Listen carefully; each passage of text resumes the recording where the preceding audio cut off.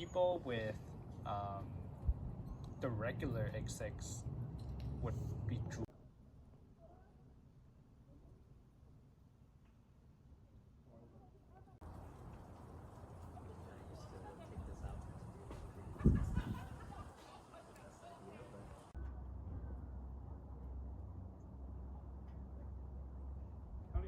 It's not bad. It's like 40K after tax.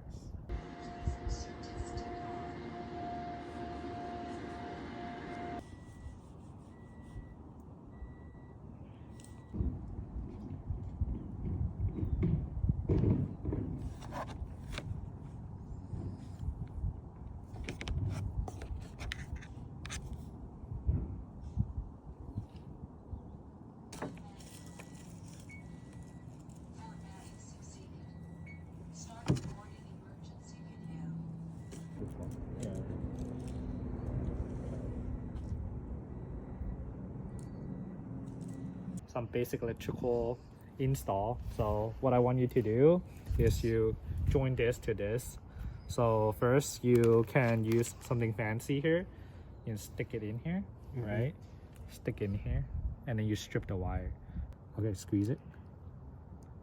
All the way? All the way. There you go. Yeah, Oh, perfect. what?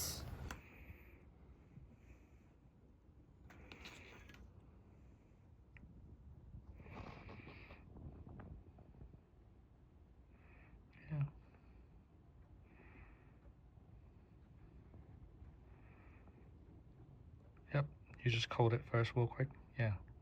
And then so next is you want to have the soldering iron underneath the wire. You heat up the wire and then you put solder on top. It's not like that. Dude, it's fusing. Don't worry about it. It's a booger weld. It's Booger fine. solder. It sticks. It sticks, Booger man. solder. Look at that. I don't know what's going on. It sticks. It's not Tiffany. You don't. Bro, it's sticking. Look at that. I told you it sticks. Hold on.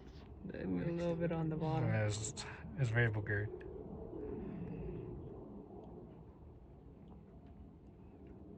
You heat up the wire to really hot and then No, you bro, it's coat good. the. It's good.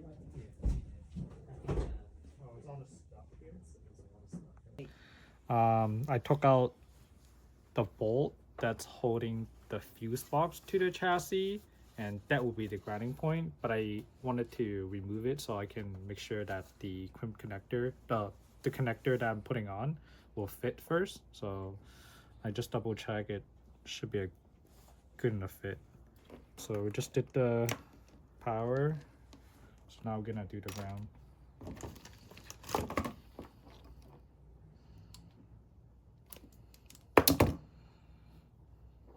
The connector for the ground, so we should be ready to put this in the car. So usually cars come with a little fuse puller. So in this car, it's actually in the engine bay fuse box. There's this little tool here that you can use to go grab the fuse with this little handy tool.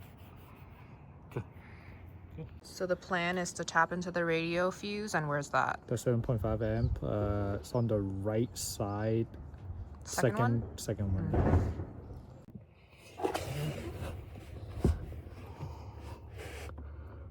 Safe 7.5 amp.